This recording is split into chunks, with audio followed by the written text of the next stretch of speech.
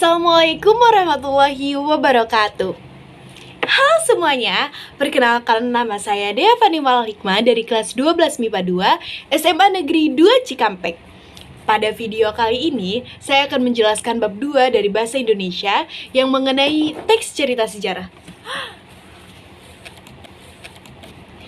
Teks cerita sejarah adalah teks yang di dalamnya menjelaskan dan menceritakan dengan fakta kejadian masa lalu yang menjadi asal muasal atau latar belakang terjadinya sesuatu yang memiliki nilai kesejarahan.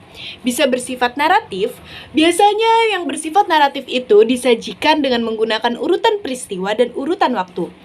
Atau bisa juga bersifat deskriptif, yang biasanya disajikan dengan simbolis verbal. Struktur teks cerita sejarah yang pertama itu ada orientasi.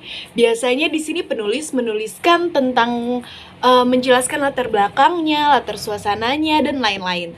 Lalu ada pengungkapan peristiwa, lalu ada menuju konflik. Ini tuh waktu awal-awal adanya konflik gitu ya guys. Lalu yang keempat ada puncak konflik. Di sini konflik tuh udah mulai benar-benar serius. Dan kalau misalnya kita baca biasanya tuh jadi tegang gitu loh. Lalu ada penyelesaian. Penyelesaian itu dimana konfliknya udah selesai. Di situ tuh kayak ya udah selesai. Lalu yang terakhir ada koda. Tapi biasanya koda ini bersifat opsional ya. Karena banyak banget teks cerita sejarah yang udah modern yang gak ada kodanya. Jadi membiarkan para pembaca menyimpulkan sendiri. Lalu ada kaidah kebahasaannya juga. Yang pertama, menggunakan banyak kalimat bermakna lampau. Ini kan cerita sejarah, sudah pasti lampau kan? Yang kedua ada menggunakan konjungsi kronologis dan temporal, yaitu kata yang menunjukkan urutan waktu. Seperti sejak saat itu, setelah itu, mula-mula, dan masih banyak lagi. Lalu yang ketiga ada menggunakan kata kerja material, yaitu kata yang menggambarkan suatu tindakan. Yang keempat, menggunakan banyak kalimat tak langsung. Ya, ciri-cirinya sih di kalimat itu menggunakan kata menurut dia, menyatakan bahwa, menurut beliau, dan lain-lain. Yang kelima, ada menggunakan banyak kata kerja mental. Ini tuh untuk menyatakan sesuatu yang dirasakan atau yang dipikirkan oleh para tokoh. Lalu yang keenam, menggunakan banyak dialog. Atau ya, ini tuh berupa kalimat langsung ya guys. Lalu yang ketujuh, ada menggunakan kata-kata sifat untuk mendeskripsikan sesuatu. Nilai-nilai dalam teks cerita sejarah dapat berupa 1.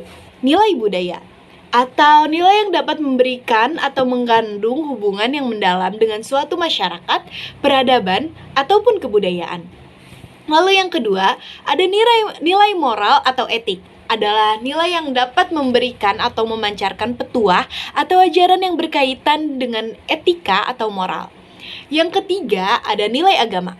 Nilai agama adalah nilai-nilai dalam cerita yang berkaitan atau bersumber pada nilai-nilai agama. Yang keempat, ada nilai sosial. Nilai sosial yaitu nilai yang berkaitan dengan tata pergaulan antara individu dan masyarakat. Lalu yang kelima adalah ada nilai estetis. Nilai estetis adalah nilai yang berkaitan dengan keindahan, baik keindahan struktur pembangunan cerita, fakta cerita, maupun teknik penyajian cerita. Segitu dari saya mohon maaf sekali bila banyak kekurangan dalam video ini. Jika ada yang ingin ditanyakan, boleh ditulis di kolom komentar ya. Terima kasih. Wassalamualaikum warahmatullahi wabarakatuh.